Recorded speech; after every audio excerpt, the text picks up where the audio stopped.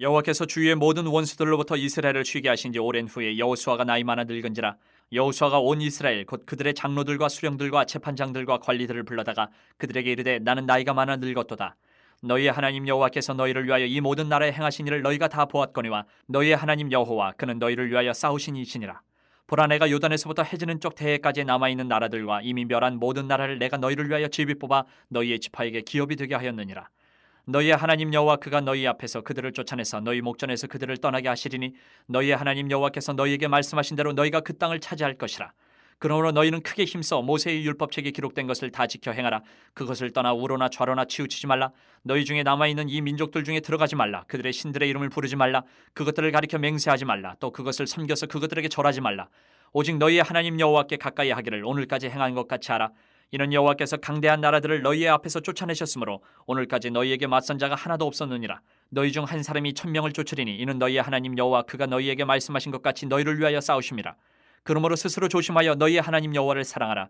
너희가 만일 돌아서서 너희 중에 남아있는 이 민족들을 가까이하여 더불어 혼인하며 서로 왕래하면 확실히 알라. 너희의 하나님 여호와께서 이 민족들을 너희 목전에서 다시는 쫓아내지 아니하시리니 그들이 너희에게 올무가 되며 덫이 되며 너희의 옆구리에 채찍이 되며 너희의 눈에 가시가 되어서 너희가 마침내 너희의 하나님 여호와께서 너희에게 주신 이 아름다운 땅에서 멸하리라.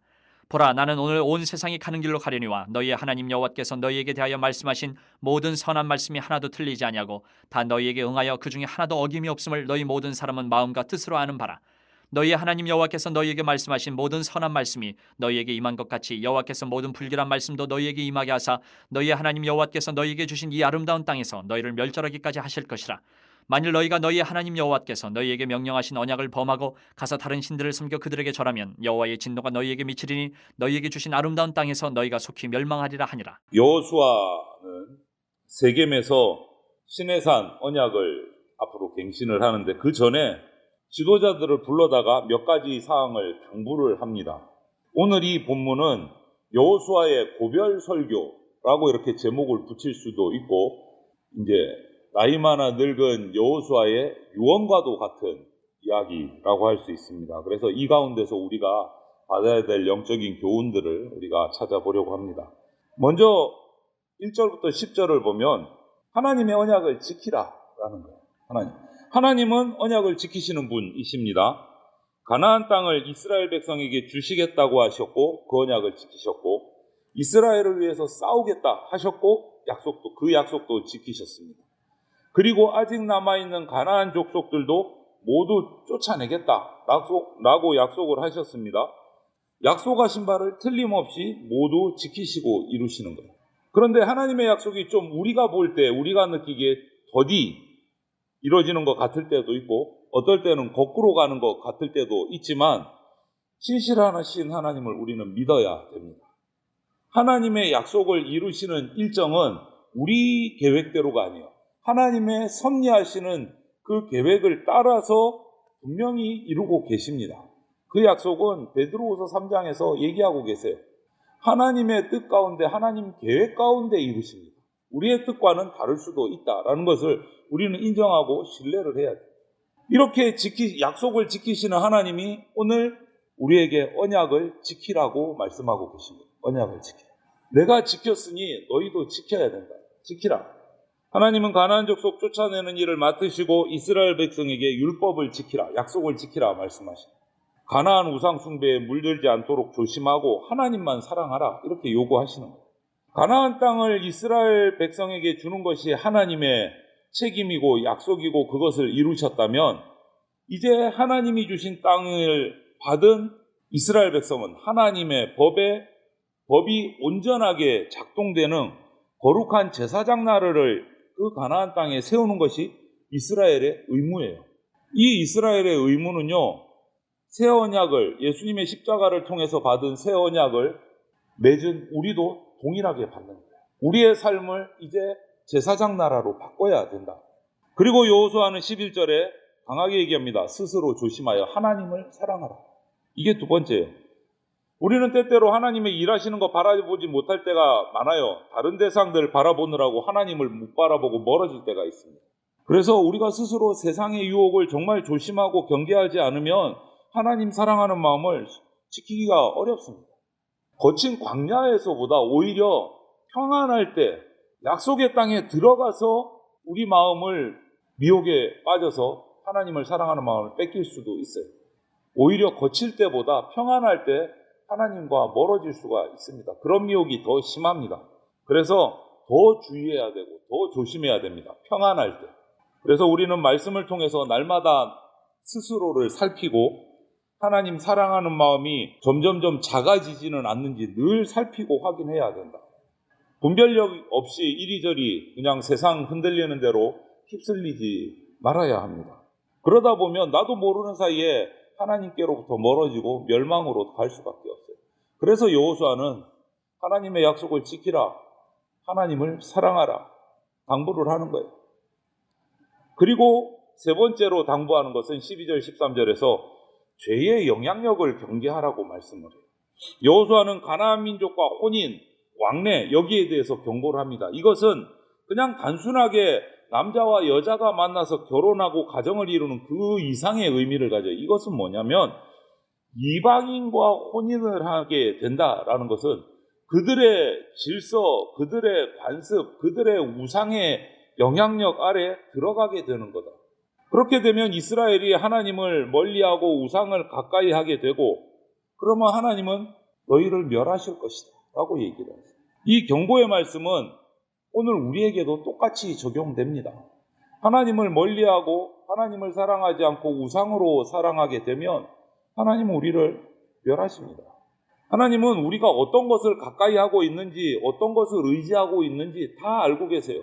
전지전능하신 이 하나님 앞에서 우리의 신앙의 걸림돌이 되는 것은 끊어내야 됩니다. 우리 그리스도인 성도는 가까이 해야 될 대상과 멀리 해야 될 대상을 분별할 수 있어야 돼요. 그리고 실천해야 돼요. 여호수아가 이스라엘 백성에게 당부한 것도 그겁니다. 그리고 14절부터 16절에서 또 당부를 하는 것이 하나님의 경고를 들어라 이렇게 얘기해요. 하나님의 경고하심을 들어라. 우상을 섬겨서는 안 된다고 이스라엘 백성에게 강력하게 경고를 했습니다. 당신은 유언이라고 표현한 것처럼 이제 나이가 많아서 늙어서 이제 인생의 마지막을 가고 있는 여호수아예요. 우리도 그렇잖아요. 일반 불신자들도 유언에 관해서는 귀를 기울여 듣고 그 말대로 따라가려고 애를 씁니다. 왜? 인생의 마지막을 앞둔 사람의 말이기 때문에 특별하고 중요하다고 우리는 인정을 해요.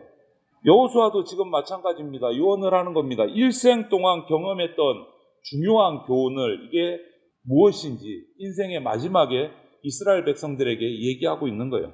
그 핵심은 이겁니다. 이스라엘은 하나님이 택하신 백성이기 때문에 하나님을 따르지 않으면 반드시 패배한다, 반드시 멸망한다. 이거였어요. 경고의 말씀입니다. 하나님은 저주의 경고를 허투루 하지 않으십니다. 오늘 말씀처럼 언약의 선한 말씀뿐만 아니고 불길한 말씀도 반드시 이루십니다. 축복이든 저주든 한번 하신 말씀은 반드시 이루신다라는 거예요. 그래서 이스라엘이 이 언약을 지키지 않고 하나님을 사랑하지 않고 거꾸로 나가면 반드시 멸망시키신다. 언약을 깨트린 언약 파기의 책임을 이스라엘에게 물으신다.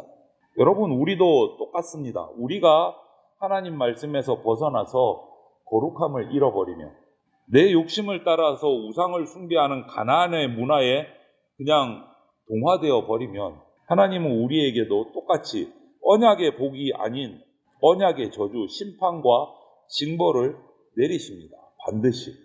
복만 반드시 내리시는 것이 아니라 저주도 반드시 내리십니다. 그것을 오늘 여호수아는 강조하고 또 강조하는 거예요. 이스라엘 백성들 인생 말년에 이렇게 유언과도 같은 경고의 말을 하는 거예요. 그래서 우리는 하나님의 경고의 말씀도 귀담아 들어야 됩니다. 복 받는 것만 듣는 것이 아니라 저주의 말씀도 기억해야 됩니다. 반드시 이루시기 때문에. 우리는 그동안 살아오면서 축복에 관한 말씀은 아멘 아멘 받으면서 저주에 관한 약속은 그냥 무시, 안 들은 척 이럴 때가 많았어요. 이제부터라도 우리는 하나님의 말씀은 그대로 다 받아야 돼요. 골라서 듣는 게 아닙니다. 내게 필요한 것만. 그게 안 돼요. 성경에 기록된 복과 저주의 말씀이 모두 그대로 이루어진다. 이 사실을 명심하시기를 바랍니다. 여호수아는 이렇게 지난 가나안 전쟁들을 돌아보면서 하나님이 이스라엘을 위해서 싸워주셨고 가나안 족속을 다 쫓아내셨음을 다시 한 번 더 백성들 지도자들 앞에서 상기를 시키면서 그러니 지금부터 하나님 율법 열심히 지키면서 하나님만 사랑하면서 살아가라. 이렇게 명령을 합니다. 유언과도 같은 명령을 해요.